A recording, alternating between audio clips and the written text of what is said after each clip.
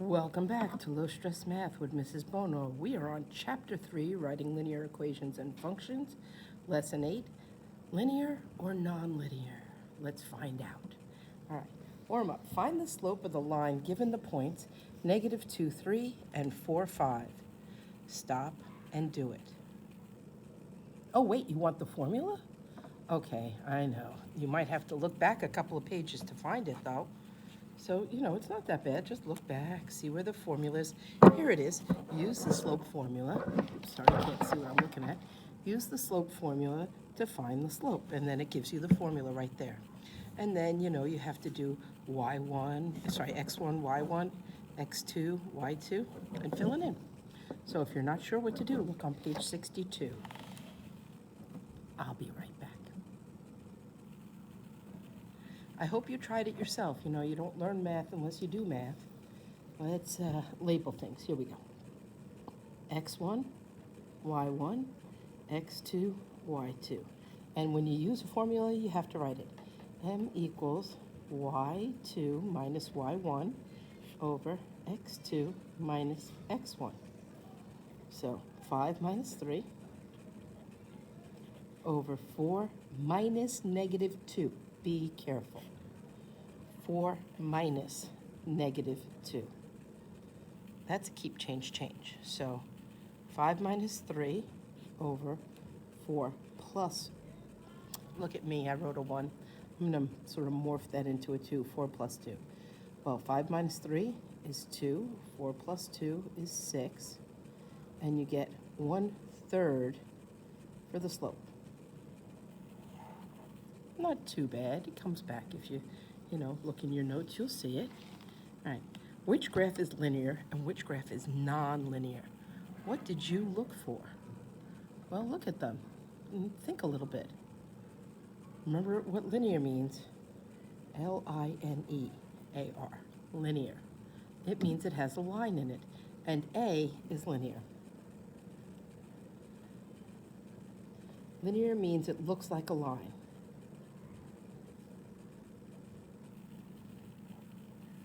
Actually, it looks like a straight line.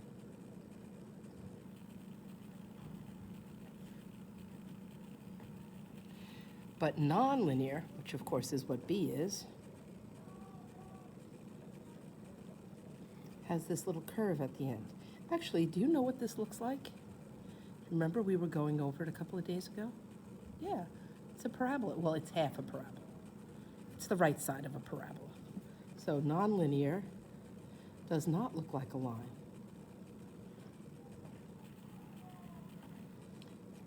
Now there's a lot of nonlinear things. I forgot the word like. Does not look like a line. I mean, obviously you have this half a parabola, but also it could look like a little sneaky curve thing. It could look like it's starting to go up and then coming back down. There's a lot of things that are not linear. A bunch of dots all over the place. That could be a function and still not linear. All right. But the way to know for sure that something's not linear is to check the rate of change. What's another word for rate of change? Yeah, I knew you knew. It's the slope. And I'm going to use that same formula from up top. M equals y2 minus y1 over x2 minus x1. And I'm going to use the same formula over here, but I'm only going to write it just so I remember it. y2 minus y1 over x2 minus x1. All right, so the thing about proving that it's not linear and the rate of change, if it's got a constant rate of change, it's linear. If the rate of change is inconsistent or varies, then it's not. So rate of change is the slope. So if it's consistent or a constant rate of change,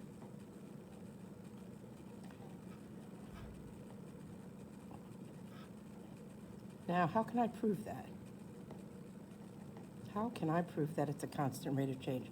Well, I can do it twice. I can pick 2 points.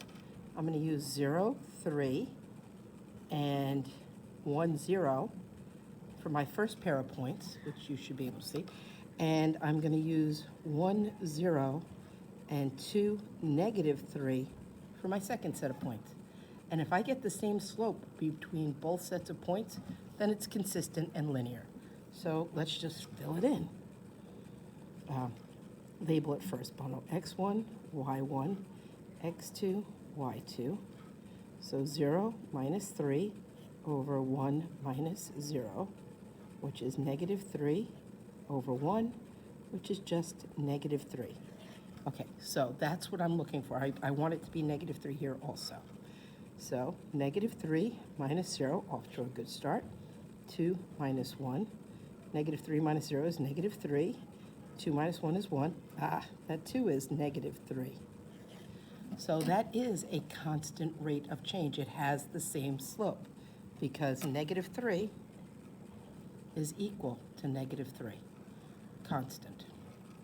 Now on this side, I'm looking for not a constant rate of change. So I'm going to pick these points, 0, 0, and 3, 9. What is that? That's not right. 3, 9. And I have to do it twice, so I'm also going to use 3, 9, and 6, 36. Because 6, 36 is way up here, so I'm using that point also. All right, let's see. 9 minus 0.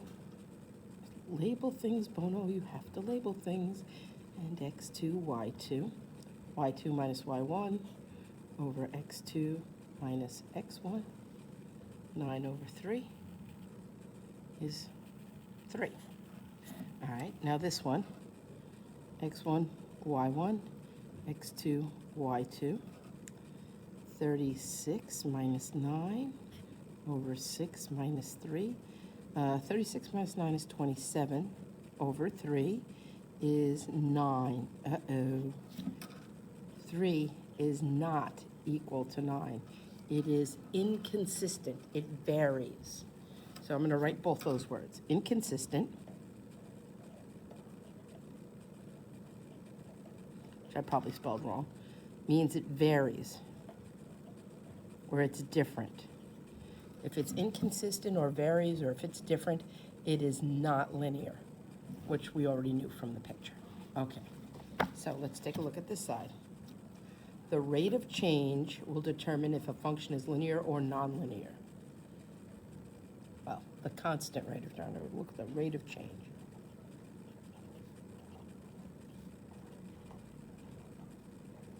If there's a constant rate of change, it's linear. If it's varied or different or inconsistent, then it is nonlinear. I think there's a dash in there. All right, so to determine if the function is linear or nonlinear,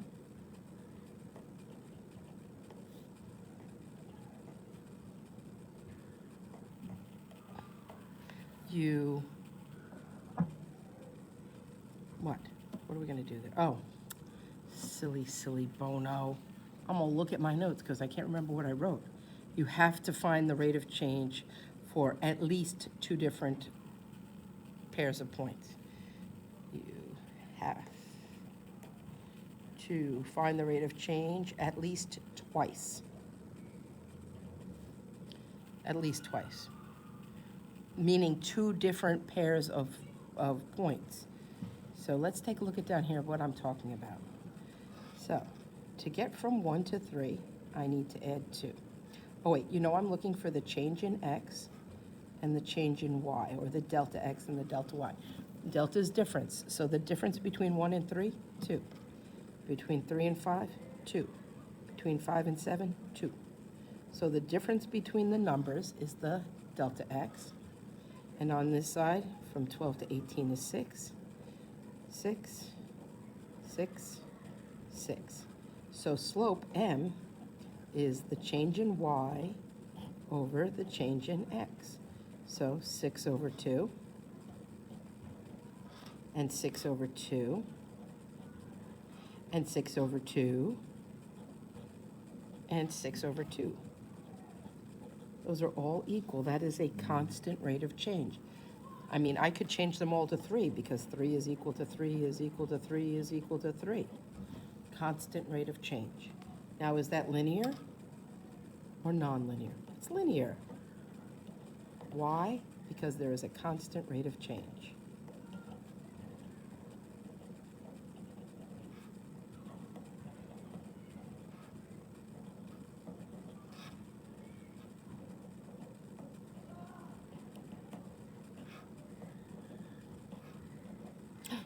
It's not a constant rate of change, it's a constant rate of change.